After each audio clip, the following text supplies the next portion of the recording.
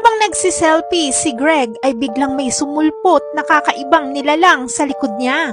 Habang nagja-jogging kasi si Greg nung umagang yon ay naisipan niyang mag-selfie. Pero habang nagsiselfie siya ay merong biglang sumulpot sa likod niya. Nung pagka-zoom niya dito ay para bang kakaiba ang itsura nito. Sinilip niya ito sa may hole at kinausap. Sinabihan siya nito na burahin yung picture na kuha ni Greg.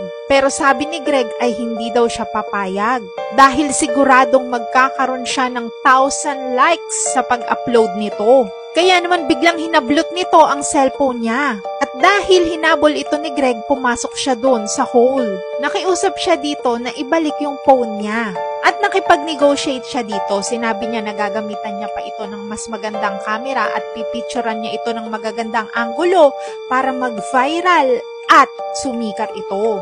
Pinangalanan niya rin itong Cathy. At dahil na-convince niya si Cathy, pumayag itong maging model niya. At pagkatapos ngang i-upload nito yung mga photos ni Cathy, ay naging sikat ito.